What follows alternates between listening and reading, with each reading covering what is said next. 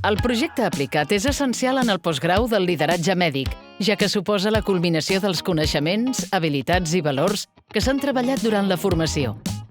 El seu objectiu és que cada participant pugui generar un projecte innovador i rigorós que aporti valor i que impacti a la seva organització i al propi sistema.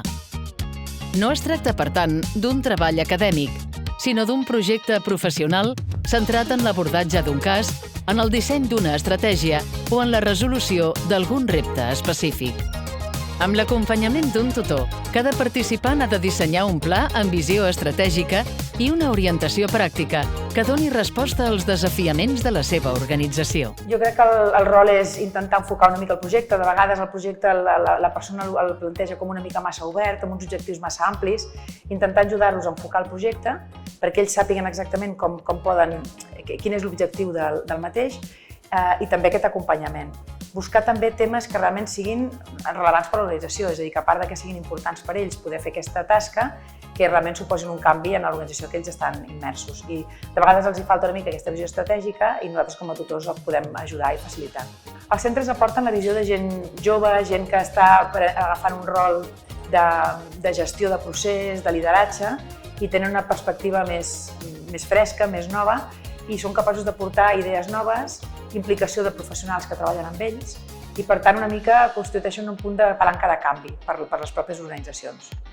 Durant la primera edició del postgrau, els alumnes van realitzar 25 projectes aplicats sobre diversos àmbits temàtics.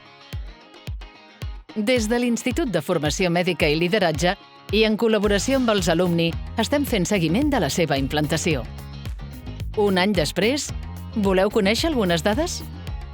A l'Hospital de Viladecans, amb el projecte de transformació del servei d'oftalmologia, s'ha impulsat un nou servei centrat en el pacient més accessible, basat en un nou model d'atenció ambulatòria optimitzat, resolutiu i flexible. Això facilita que els professionals treballin millor en equip i puguin participar inclús amb els pacients en el disseny de les consultes externes i els quiròfans com a eix de la transformació. A l'EAP Vic Sud, el projecte d'implementació de l'assistent clínic ha suposat la reorganització de l'atenció en clau UBA3, amb equips formats per un metge, un infermer i un administratiu, amb un mateix contingent de pacients. Els centres ja han incorporat aquesta figura, han unificat les funcions i s'ha format a més del 75% de la plantilla, amb el que esperen millorar la resposta assistencial i augmentar la satisfacció dels usuaris i dels propis professionals.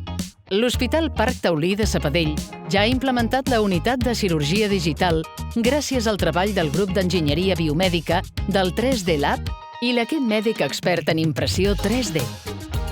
Aquest avenç ha millorat els resultats quirúrgics i el benestar dels pacients, utilitzant innovacions com la cirurgia digital i la impressió 3D per a la planificació precisa de les intervencions.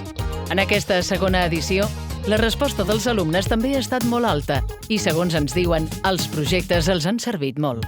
La veritat és que el projecte aplicat m'ha ajudat en moltes coses, però diria que sobretot, per una banda, a intentar portar a la pràctica tant la part teòrica, els coneixements, com la part més de les habilitats comunicatives que hem anat aprenent al llarg d'aquests mesos del postgrau.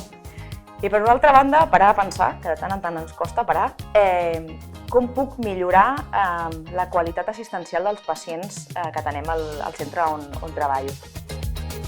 Esperem veure aviat com aquests nous projectes també es van fent realitat.